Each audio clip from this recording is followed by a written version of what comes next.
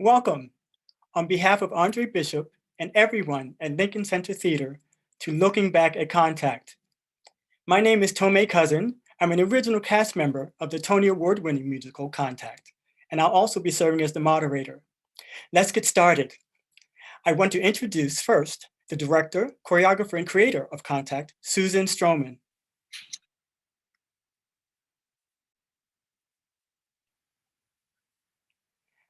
Hi, Stro.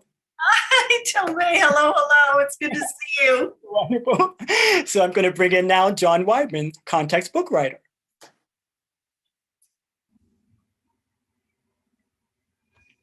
Weidman. How are you? Great. And now we're so honored to have everyone join us with us. We're going to have Boyd Gaines, Tony Award winner.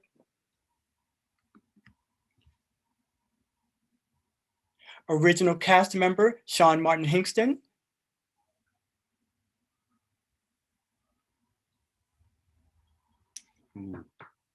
Hi. Let me get on the gallery so I can see here. I have everyone now.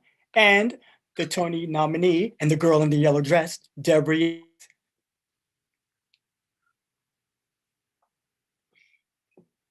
And Tony Award winner, the wonderful Karen Ziemba.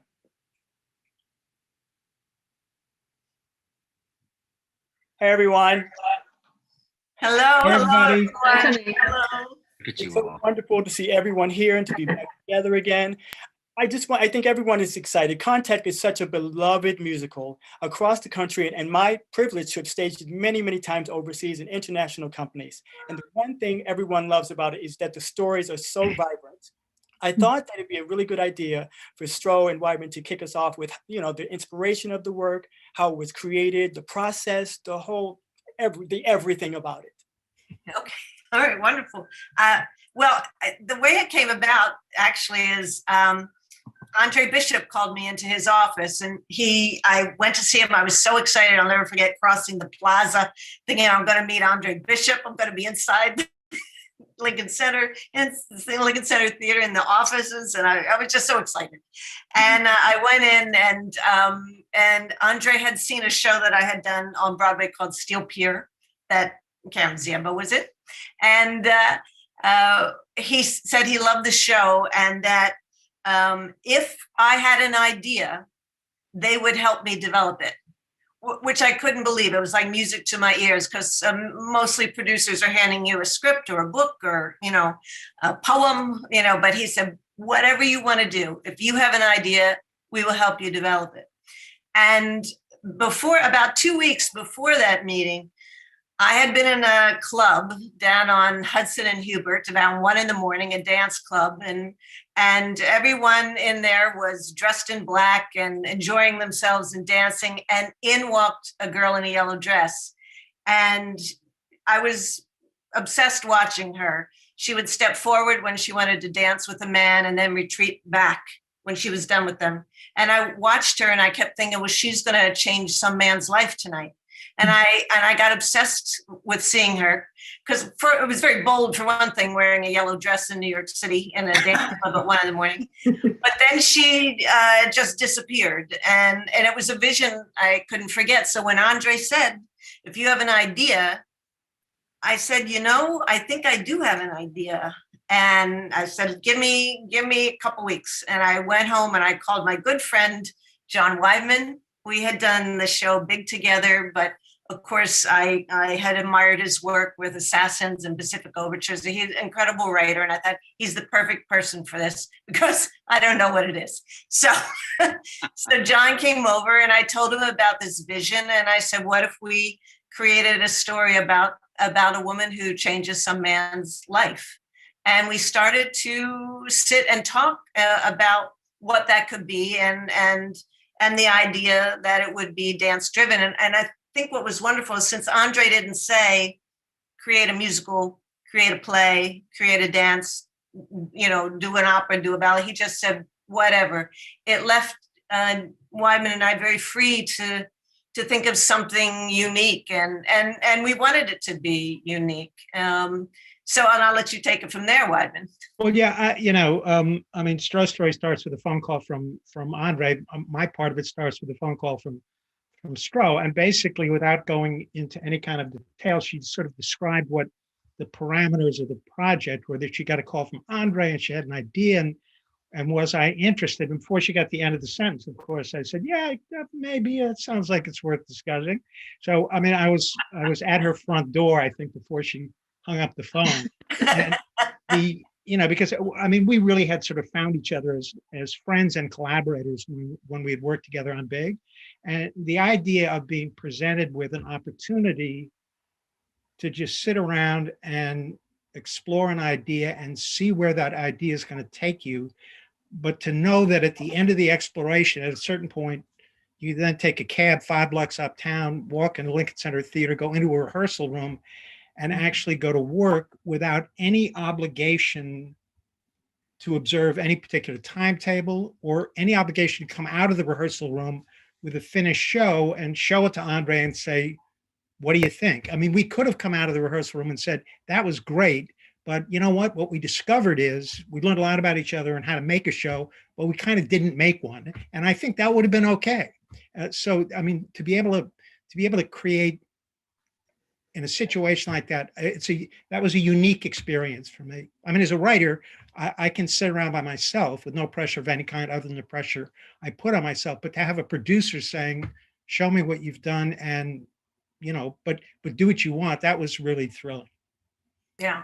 And I think when we started to work to the idea of doing a show that would be accessible to New Yorkers, the idea of how difficult it is to make contact, how we fight to live on top of one another, but we can't seem to connect. That seemed like a good way to start to do something for New Yorkers, for the people of New York. And that's kind of how it started. And then we just talked about different characters, different characters. Weidman thought an ad executive who is at his limits and has worked so hard to get up the ladder and didn't take time to make contact or has no one in his life but his work and his job and keeps winning awards. And that's very much a lot of folks that we know in New York who they come to New York to be the best at what they can be, and they climb that ladder and all of a sudden they look around and they're alone. So it's kind of started with that character. And then, putting it in a swing club, it all went together with that kind of dance that is swing dancing, making contact. It's definitely not dancing separately. It's definitely depending on one another to dance together and feeling that. So even the way it was choreographed had to be about making contact. And I'll never forget when we decided on Boyd right away. That would be the guy. And Andre Bishop loved that idea. And I'll never forget calling Boyd and saying, I don't know exactly what it is, but I've got a lot of dancers. John Wyman's with me, and we're going to go in a room, and it's like a dance piece. And Boyd said, and I would be doing. I said, oh, well, we'll dance, but just the idea, I think, of Boyd thinking that he was going to be dancing in a dance piece. But in fact, he was the perfect person for this, The only thing I'll add to what Stroh is saying about the process that preceded our getting into the room together was that there did seem to be something about this collaboration where things just fell into place in the most sort of in the happiest possible way. I can remember the moment when Stroh and I were still kind of imagining what the shape of this story was, who the characters were. And I don't remember exactly how it came up, but we both knew the Ambrose Bierce story, An Occurrence at Owl Creek Bridge, which is a story about a guy who's taken prisoner during the Civil War. And he's hung from a railroad bridge. And the rope breaks and he swims back to down the river. They're shooting at him. He escapes. He makes it back to his plantation. And as he steps up to greet his wife, you go right back to the original moment. The rope gets taut and he's hung. In that brief moment, he's just imagined this entire alternative way of surviving. And I can't remember exactly how it came up, but we looked at each other and went, you know what? I think that's the shape of this. I think that's the shape of the piece. I mean, it's extraordinary that we both knew that book, that we both knew that story. Yeah. It's pretty extraordinary. So it's sort of meant to be. Yeah. And so we, once when we had that idea, that was an enormous step in the direction of really shaping the piece and aiming for that last moment where it's like, oh, look, he didn't actually go to a club. This all happened in the split second between Boyd trying to throw the rope over the light fixture, something that was sometimes difficult to do on stage, but Had a lot of plan Bs. yeah. But so the collaboration before we ever got in the room was terrific, and then it just expanded and opened up to include all these other people. I mean, it was a joy. It was just a pleasure. Yeah, and I will never forget Tara Rubin, wonderful casting director. I said, I need this girl. I need a girl who has mystery about her, who you would be riveted to, that you would want to know more about. And so Tara Rubin gave me a room full of wonderful dancers, and in walks Deborah Yates. Oh, the minute she walked in, I said, that's the girl. That's her. That's the girl in the yellow dress. And, we danced, and I think part of the audition was just walking across the floor. You just walked, and you were unbelievable. And so we had Boyd and Deb, and then had an audition for dancers, but made sure that all the dancers were actors, and and it was so all of a sudden we were going into a room not quite sure what we were doing, but we were going to do something marvelous because we had all these talented people. So it was a really incredible feeling as artists and creators to have that freedom to create. And in fact, I don't think I hadn't had anything like that before, and really nothing like that since, that came from such a pure place. Really terrific. So it's Boyd and Deborah. So what is that? These memories that drop from hearing all that now? Well, what I remember early on was trying to learn all these swing steps. Every day we would start with drilling, and Chris Peterson and Stroh would demonstrate beautifully, by the way, the swing, all the different swing steps and genres of swing steps. Well, Deb, of course, is a fantastic dancer, picks it up right away, and so I depend on her, which I kind of did throughout the run, basically. I would, if I feel a little tug on my left arm, I'd go, "Oh, I'm wrong." Together, we perfected the art of letting him lead unless he was leading incorrectly. and she, I'd say wouldn't you say the first 2 or 3 months, you did all the leading, but managed to make it look like I was leading. But I have to say, when I did lead, she was perfectly great about letting me do so. But she saved my butt about a million times. What I took away from Stroh talking about this is that she had a more exciting social life than I did. If she was on a club at 1 a.m. downtown, I don't think I ever did that. So she's always been cooler than me.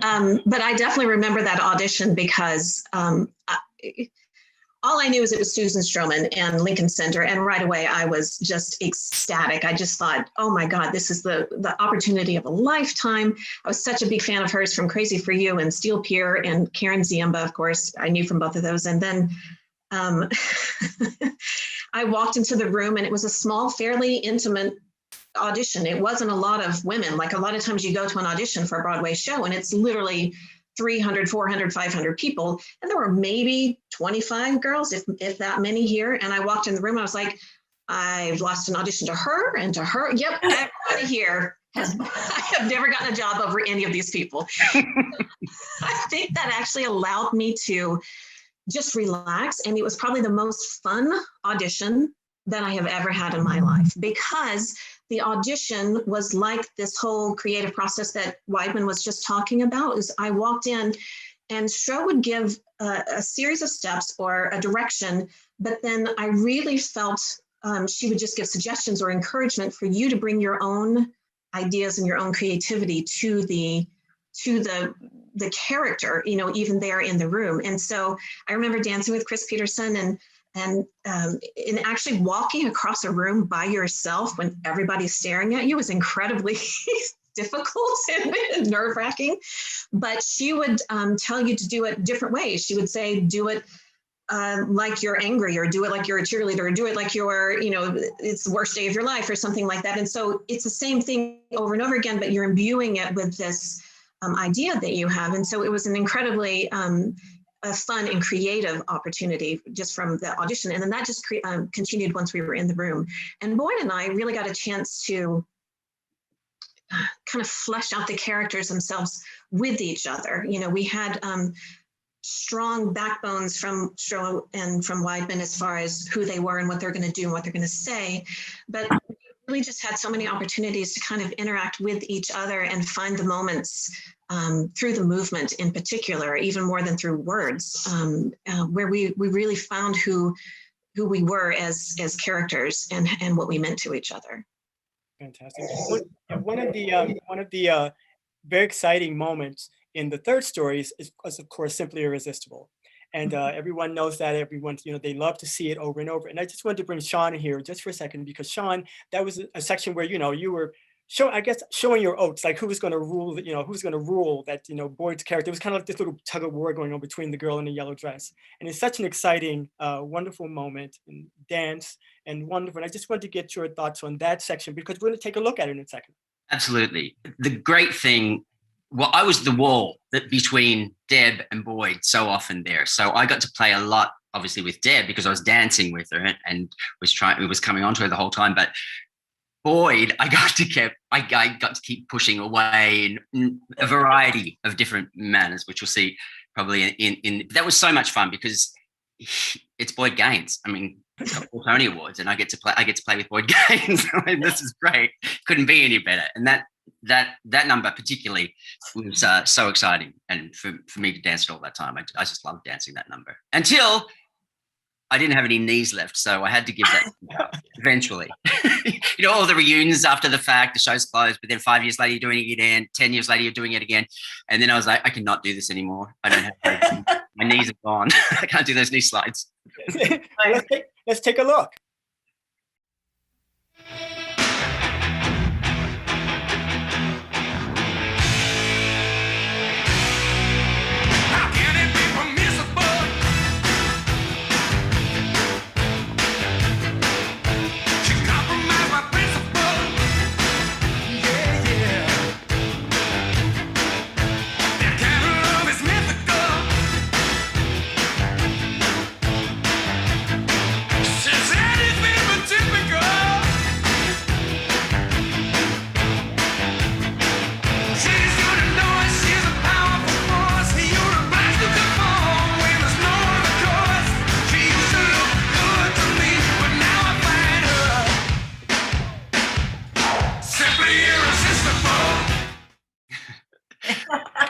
Wow. I watched this earlier today to give myself a refresher, and I have my hand on several women's butts for pretty much the entire show. I think that was 20 years ago. If it was done now, I'd probably be like in jail.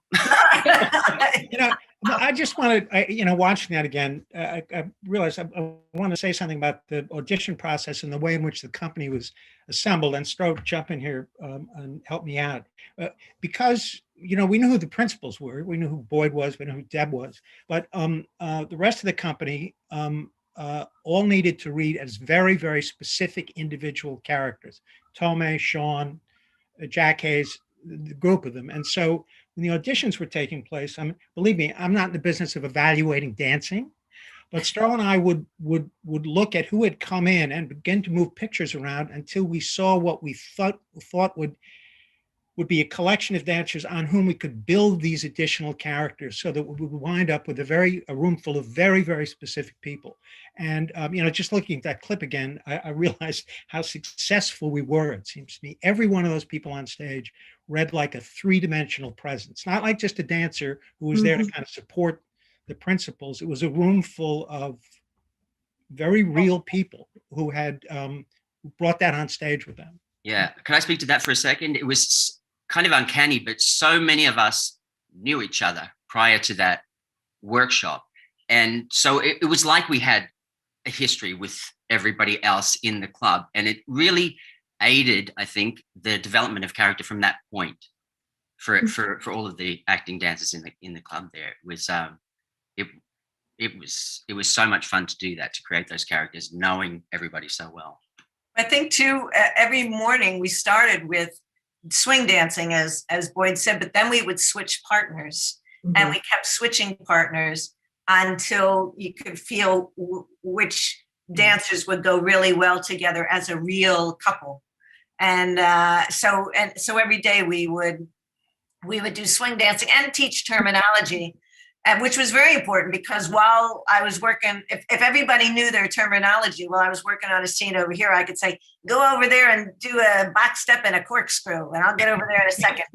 And then you just do it, so because you knew your terminology. But so it was good to start every morning, and also touching each other and making contact. There's nothing greater than dancing in someone's arms. And so to come every day and to be able to be in someone's arms dancing, I mean, it just made the whole room filled with love and kind of like peace and calm. It was great.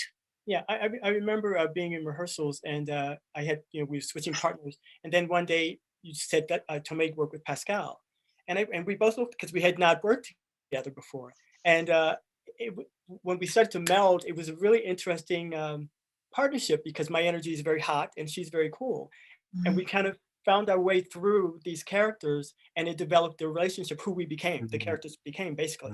And it was just magical how that happened, and it just kind of seamlessly happened, slowly, every morning, a little easier. It got a little easier, and then we just kind of fell in place. And I have to thank you for that, because I had never had that kind of experience before, like in the moment, direct discovering a character physically with another person like that. It was just so wonderful. One of the best relationships I've ever had on stage was through that learning experience. And it was good that, because Boyd, because he wasn't a dancer, it worked out well in the character analysis for the beginning. But by the end, the whole idea was that he had to conquer the sphere. He had to conquer it. So indeed, he did have to learn choreography that would have a journey to it. Yes. And, it starts out not dancing, then it's more comical dancing, and then it gets very passionate when he completely gives in. So, I mean, you were so determined and so wonderful, Boyd, to come into this world and learn this skill, because it made the characters so rich, Well, it was just the outline you gave us when we started was, that's what we did. Yeah. That's what we did. So we had this fantastic story to tell. But I have to say, Jason Antoon and I, Jason who played the bartender, the first week we said, how long do you think we'll make it? Jason said, middle of next week. I said, I think we'll make it to the end of next week. Well, here's another section called Sailing. It's the song Beyond the Sea. And this is one of those moments where I got to actually touch the girl in the yellow dress, so I felt honored, and then I got snatched away by my partner, but it's really quite lovely. Let's take a look at this.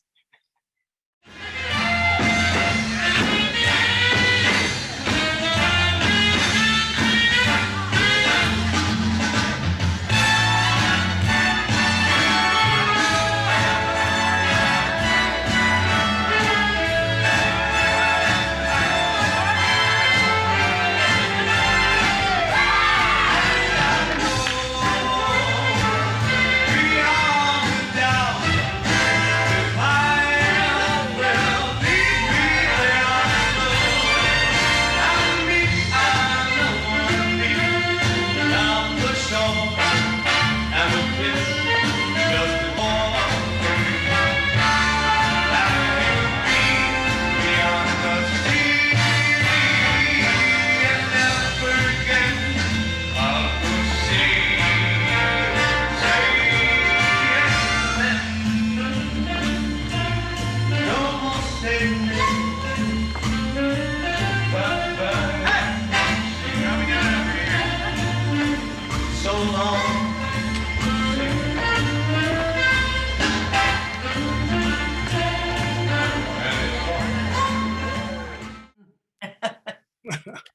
She magically disappears. Pleasure to see Jack Hayes with two working shoulders, isn't it? That actually reminds me of a story. You were talking about Pascal, and Sean was talking about his knees, and it reminded me when we were in the section of Simply Irresistible where they all hit those dramatic poses. Stro would let the couples work out their poses on their own, and they were spectacular. I mean, every single beat, somebody was upside down or in the splits, or, it was incredible. And I looked over at Pascal, your partner, who is an exquisite dancer, and her poses were beautiful, but they were somewhat reserved. She just did her arms up at one point. And I looked over and I said, wow, how did you pick those poses? And she just turned to me and said, 8 shows a week. That was the voice of experience. I would like to say that I can't remember ever doing any other show where the cast was allowed so much freedom under such strict choreography. Yeah, it was an amazing thing. And you had to be careful about what you tried out, because if you were just kidding around, it might be. It kind of evolved too. In the beginning, I was getting notes from Chris Peterson saying, "I don't think the foot actually does that." And then after a while, they were like, "Just let them do what they want to do."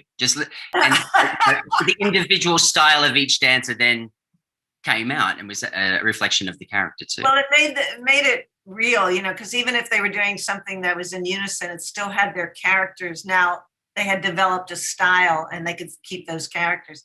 Because in the end, you wanted the audience to feel like they were in the club. And I think they did. I think the whole audience felt like they were in the club. And it was also as individual, There was also the question of ad-libbing and, to ad-lib, to not ad-lib. No, we're not going to ad-lib. And then it sort of things would just sort of come out, spontaneously. And Whiteman had the best comment. Okay, if you're going to ad-lib, you've got to think X-Files rather than Oklahoma.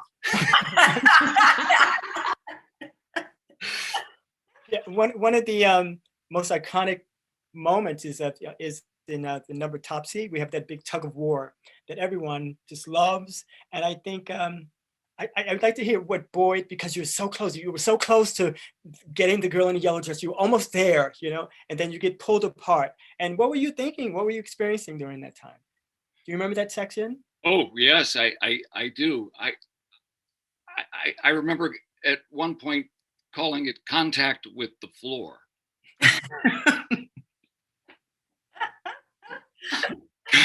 Because I often ended up on the floor. I have a picture of that moment on my wall. I think it was used for the show poster in Korea or someplace. Yeah. I can't remember who photographed the show, but it is Paul Kolnick. Yeah, I mean, that picture is amazing, and it's not just the Boydness of it and the Debness of it at the head of the lines as they're being pulled apart, but it's every individual behind them, and it really captures the specificity of that company in a beautiful way. Well, it's almost to the men, the Robert Wersinger and Sean and Jack, I think, loving that they're almost going to get there, and they know full well they're going to rip them apart. So it's almost like they let them come, and then everybody pulls them apart. Yeah. Imagery is great. It's so great. Let's take a look at it. Let's go top to.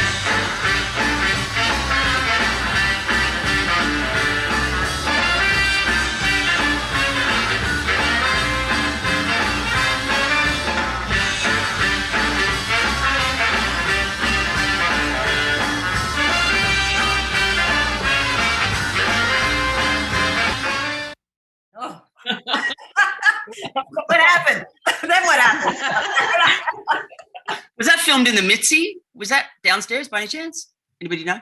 I think It looks like I think it was in the Mitzi. Yeah. Yeah. I love the Mitzi. Yeah. We the audience was so close they had to put a barrier up to keep their feet from getting on the stage. The sweat that would be flying around the front row of the audience after a while. I know. And Sean, you dancing on top of that pinball machine, that was pretty great. Oh, Yeah. And ultimately, Deb and Boyd up on that pinball machine. Mm. Okay. Well, okay. Here we go. So now we let's broaden the conversation. So Contact was actually 3 stories. Yeah. And let's move into the second story. We're kind of going backwards in order. Let's move to the second story. Did you move? So how did that all come about? Well, we did create the girl in the yellow dress first. And when Wyman and I got together, we thought that was the story. Yeah. And Bernie Gersten and Andre Bishop didn't come down to see what we were doing till like the 4th week. They let us completely alone. And I'll never forget, they came down and they watched. And they couldn't believe what they were seeing. We finished that story. And then they took us up in the office and they said, well, we have to produce this. That again, like music to our ears. And they said, but can you make it longer? And Wyman and I didn't feel that we could make it longer, that it was perfect, that length. So then Andre said, well, do you have any other short stories? Do you have any other things that could open with it? And, of course, yeah, we got a million short stories. So just like give us a bit. So Wyman and I went away and started working again. Yeah, and I think the Girl in the Yellow Dress piece is about 1 hour and 5 minutes. Does anybody remember exactly? A little more than that. So it was kind of a perfect second act. And when we sat down and started talking, it felt like we had been handed an enormous opportunity to actually construct an evening with 3 pieces to it, because we're all familiar with the 3-act form, but 3 stories, the first 2 of which would build us to a place where when the 3rd piece started, we would have positioned the audience to experience the 3rd piece in a much deeper and more powerful way. So that the first piece, Swinging, which is basically Sean on a swing, it was kind of a curtain raiser. It was about 3 people who have worked out a way to be in contact with each other, which works really well for all 3 of them, but the contact is really thin. And then the second piece, KZ's piece, is a story about somebody who is desperate to make contact with somebody else, but it can't happen. It doesn't work. So she's left in a kind of a desperate, tragic place, which is then where we find Boyd at the end of intermission, at the beginning of the 3rd piece. And it always felt to me, actually, that when Boyd is able to break through and make the kind of contact he needs to make to survive, at the end of the 3rd piece, he's brought Karen Ziemba's character with him. And so that the happy ending of the 3rd piece actually embraces everything that's happened in the first 2 pieces, particularly to KZ, or what doesn't happen for KZ in the 2nd piece. So that what we'd already done really drove all the decisions about what we needed to do in those first 2 stories. But and in those first stories, we thought, well, we should have something to do with the word swing and the word content. And like, what would that be? And so we started to talk again. And actually, we even talked about, should it be just a monologue? Should it be another dance piece? What should it be? And we tossed it around. And coming to Karen Ziemba's story about Did You Move came from the idea of swingers, that time in the 50s, Italian restaurant, kind of Rat Pack. So the word swingers came for that. And then, of course, the first one, which we'll talk about later, The Swing, of course, is called The Swing. It's based on a famous Fragonard painting that I knew called The Swing. So we felt like, well, at least we were taking that idea of the word swing through each piece. And Karen's piece was, she was in a relationship, but she couldn't make contact with her husband. So KZ, here we are.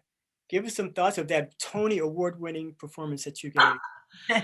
Oh, well, I just remember I was also at one of those presentations of the second act, the Contact, the Swing Club, and I was not part of it at that time. It was just that 1-act piece, and I saw it, and then I got Stroh got in contact with me, said, "Well, Lincoln Center Theater wants us to make a full evening out of that story and maybe a couple more. And so she sent me some cassette tapes of this music to listen to. She goes, I'm creating this other story. And I listened to the music, and it was this like beautiful ballet music. And I said, that's not what that swing piece. I said, what's the connection here? I didn't know. And she said, no, you're going to do ballet. I was like, oh, okay. I know a little bit about that, but it's been a while. But it just lent itself so beautifully to this character that I would be this put upon wife who was trying to make a connection with her husband, and then it not working, and then I go into these fantasies where I am the belle of the ball, and I just take off, and I am like the princess for the night, and everybody's lifting me over their head, and it's just, and all the little villagers, all the people in the restaurant just adore me and are like they're like my chorus, my ensemble. It's and then it was a really beautiful piece. And it was difficult too, because of where I had to go emotionally. It was very painful, and yet it was also very joyful. It ran the gamut. But it's interesting what you said, John, about it lifting that character who is ends in sort of a hopeless place, and then the hope at the end of the show, the entire evening, is so exhilarating that you're absolutely right. It just, everything kind of, people walk out of there going, I can dance. Everybody can dance. Everyone in the audience can dance. It's a really magical piece, a magical evening. Well, the way the idea of that particular music came to be was her husband, her abusive husband, said, would go to the buffet table and he'd say, don't move, don't move. And then she'd sit there, and I thought, well, the most rebellious thing you could do if someone told you not to effing move would be to do classical ballet. That would be the ultimate movement. I'll show you how I won't move, Right. And so we use, classical music and famous dance pieces, actually, that are conducted by Leonard Bernstein. It's his favorite dance arrangements, actually, that we put together of classical pieces. Oh. And so it was like the ultimate of not moving, And I knew that KZ did have a ballet background, but she danced it in character as this put upon housewife that has just been released in a fantasy, So it worked beautifully that way. Oh, that's great. Let's take a look at that. That's a perfect setup.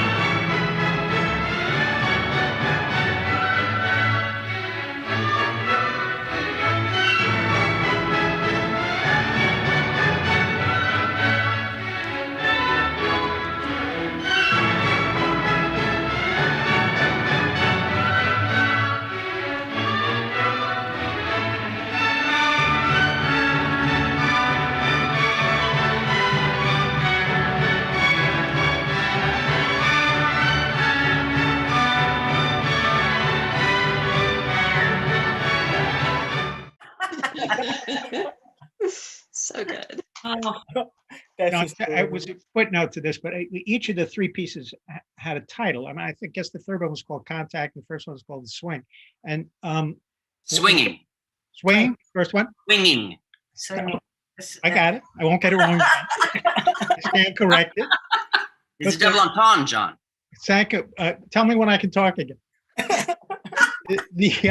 The second one was all the way through rehearsal and right pretty much up till the moment we were getting ready to go into production, was called Don't Effing Move. And I'm using effing as a way of avoiding saying what the word actually was. And it ultimately it became called Did You Move? Because Stroh and I were sitting in Andre's office, and we were kind of finalizing the copy for the playbill. And I said, are you guys really going to be okay with the title of the second piece being in the, and they both stopped and went, no, wait, we got to change it. So came very close to that being the title of the piece, because the word does occur frequently when the piece is performed on stage. It's like every other word out of Jason's. I have to It's say, great too that they would do everybody would join in, all the waiters and the busboys, and and then the minute that the husband would come back in, everybody would go right back to eating their food, and there was a couple at the table upstage there, Tomei, and it's like everybody had real characters that would go right back to it, but they'd be part of her fantasy when the lights changed. Yeah. I remember one rehearsal when he was in the workshop, actually, and you were bringing Casey's character over to the table, and you said to Stephanie at the time, who was in the scene with me, that she needs to get under this table, and you need to pull that chair back somehow. We have to. You need a reason to to be out of the way. And Stephanie just said, "Well, he could give me an engagement ring, and so that's what it became, Then and from that moment on, Casey was under the table, and our characters had a whole story. Yeah. The entire thing. I have a similar one. Stroman said to me, "Okay, Sean, you're a waiter. You're going to start stage right, and you're going to cross right across stage left, really, really slowly." Like, okay, well, that's my character. I'm just really slowly. Vinny. Vinny was born. Wearing a Vinny was hairnet. born. Wearing a hairnet, as I recall. Yes. and sausages. But that workshop of Digimove, that was the most fun I've ever had creating anything ever. There was so much laughter. We would have to stop rehearsal because we made ourselves laugh with what was being created so much. The whole thing, like the 3-card Monty moment, everything just stopped and we howled for about 10 minutes and said, it was like, okay, how are we going to, let's put that in. Let's make that happen. It's a good example of what happened in the rehearsal room because of the freedom that we had. The 3-card Monty moment was a spontaneous idea which Susan Stroman had, which had not been part of the way we had sort of storyboarded the piece. And all of a sudden there was this, hugely funny moment that seemed like it took place in exactly the right place and pushed us ahead. And I remember, I don't know whose idea it was for Uncle Vinny to use his racing form. That was fun. Was it yours? To tip off Jason as to which of the 3 trays he should look under. Yeah, it was great. But it was an example of how, everybody was pitching in to the creation of the piece at all times when we were in the room on our feet working on it. Being at Lincoln Center with the tables filled with props. It was like doing a musical in high school where every department is somewhere in the high school, because at Lincoln Center, everything was there for you, whatever you needed. If you needed a hat, a cane, a coat, grapes, bread rolls, it was all there waiting for you to just pick it up off the prop table, the just in case prop table, which had everything you want and all that again. And I should say how fearless KZ is, because I asked her if she would mind riding a dessert cart across the stage at like 100 miles an hour and holding some spaghetti, And all of a sudden she came flying out. It was hysterical on top of a dessert cart. Very funny. Yeah. Well, we have one more clip from Digimove. I think it's the money step, I think. Money step. We can take a look at the climax of it here.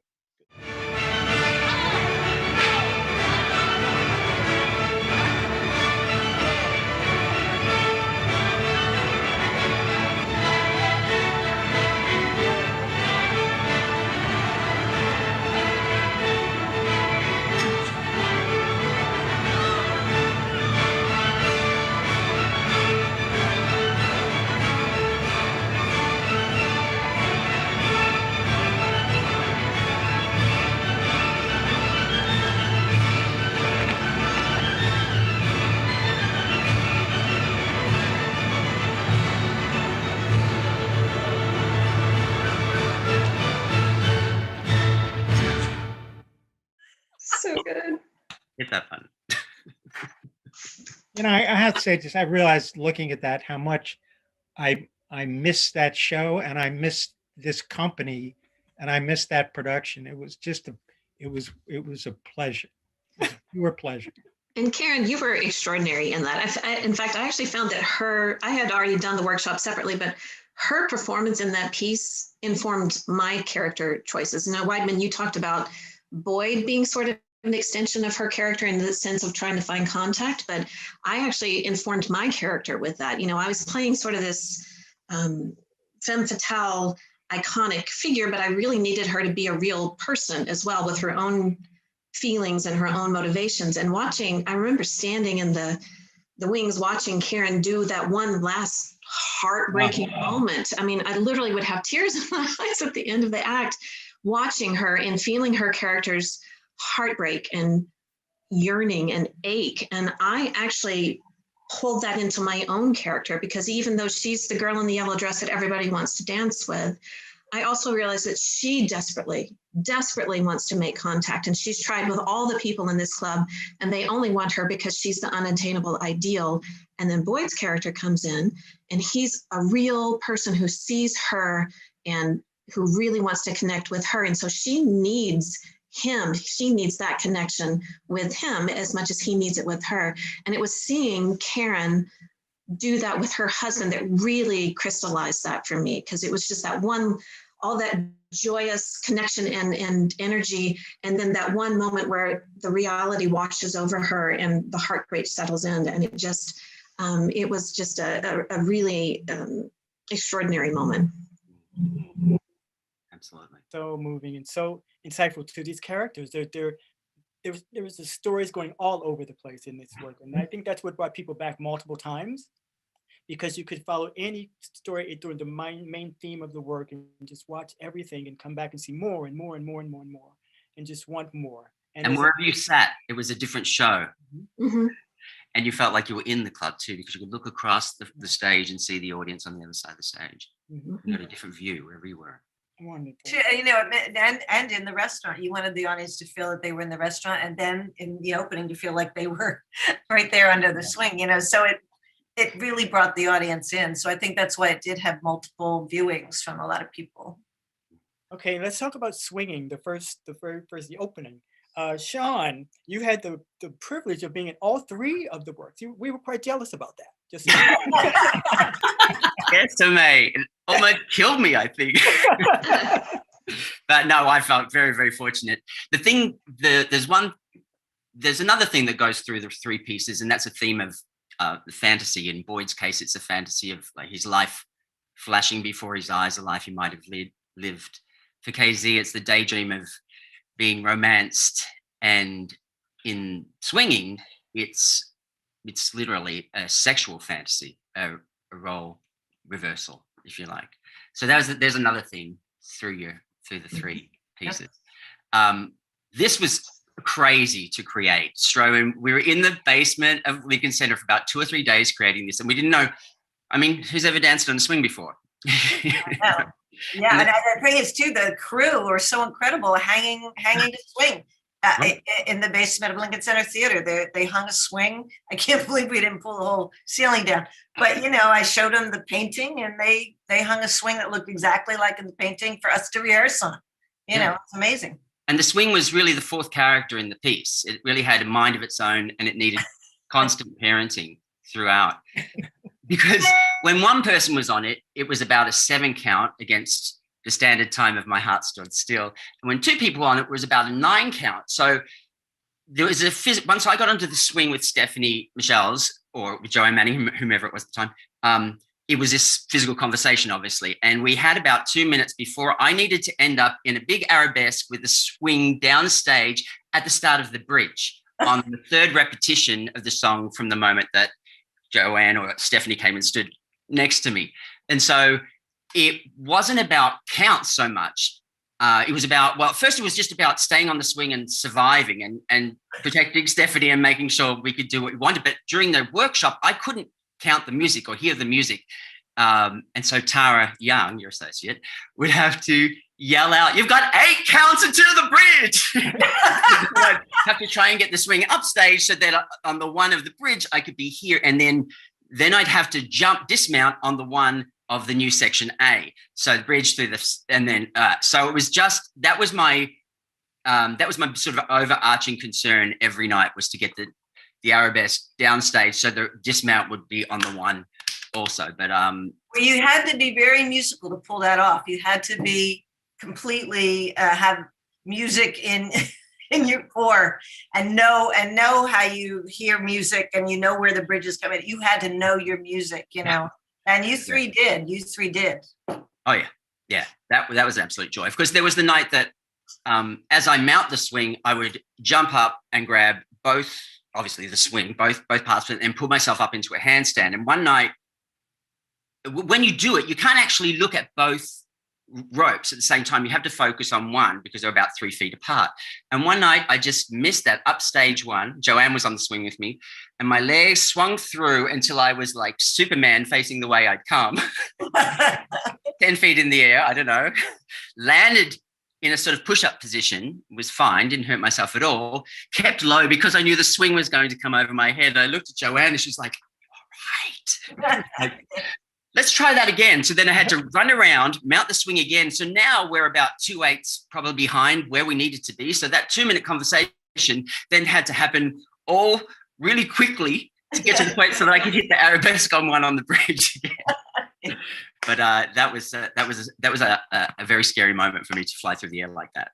Well, part of the swing too, I found hypnotized the audience, you know, because the swing just never stopped, and it just never stopped, and it never stopped. Even when he jumped off it, the swing kept going. So it was like a pendulum that just kept going.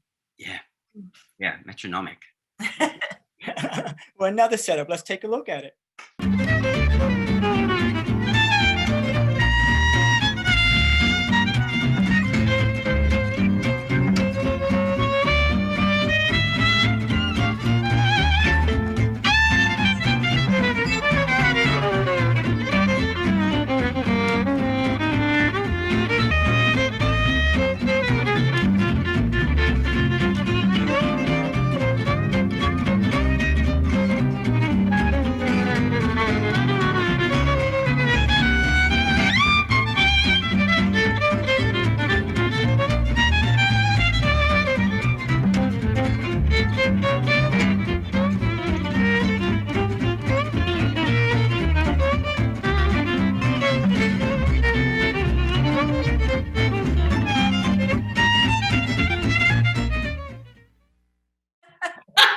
I think it was a silent orgasm at that point, but boy, when I moved upstairs, that became a vocalized climax. Do you remember, Sean, that we were working on the swing? Wyman and I were talking about this, and we just wanted to kind of recreate the painting, and we were doing the characters. And then while I was watching the three of you, I said to Wyman, what if we did this? Because I wasn't going to say it to you because it was a big deal until I said, so Wyman, I said, what if they switch characters at the end? What would you think about that? And he said, he just said, yeah, let's try it. So then I said to you and Scott Taylor, what if right at the very end, you took off your jackets and switched? And then it sort of changed the whole short story, because it became about class system and, you know, and sexual games and people who have no trouble making contact whatsoever, you know. So, and the way you did that was great because the whole piece was choreographed and had an ending on it.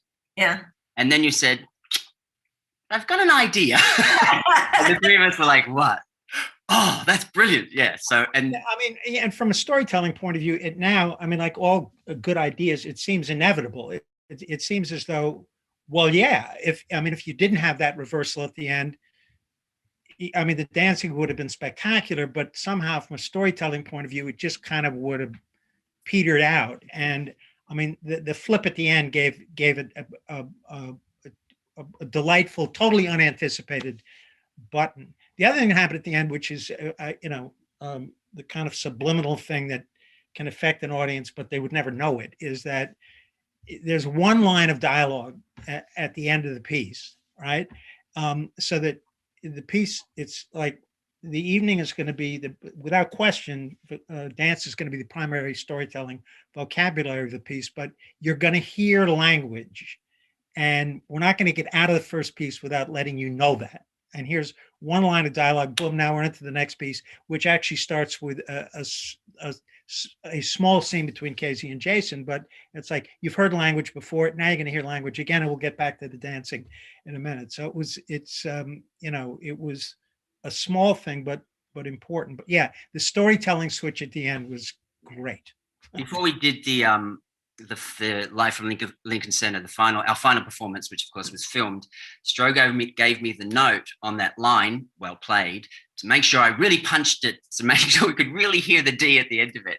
I was like, okay, great. And with notes, they go in the back of your head until suddenly you're in the middle of the show and the voice comes in and you incorporate the note. Well, that note didn't come to me until about the W was on my lips. Well played! And when I listen to it now, there's this explosion. Well played! Well, everyone, this has just been absolutely fantastic. It's been wonderful seeing everyone, learning insights, sharing stories, laughter, and memories. And I'm just going to close on with something that John said about the work. That my experience of staging it is that the audience, through this great work, is taught how to read the piece as it goes along. So there's a little bit of text and movement, and then there's a little more. And then by the third story, it's also wovenly and it's integrated in such a magical way that they can read the piece, they can follow stories through movement, they can follow through text, and they don't even know how they got there. And I think that's magical. That's what I think it makes the work so special and so unique and so beloved. It's so unique. So just bravo for that creation. And I just miss everybody. I know. It was an incredible experience. And I think because at Lincoln Center Theater, they gave us this freedom to create and then, to have this extraordinary group of actors in front of us that were unbelievably inspiring every day, there's never have I had another moment like it, and I will cherish it forever. Wonderful. So thank you again, Andre Bishop, and everyone at Lincoln Center Theater. Bye. All right, thank you guys. Bye. Bye. Bye.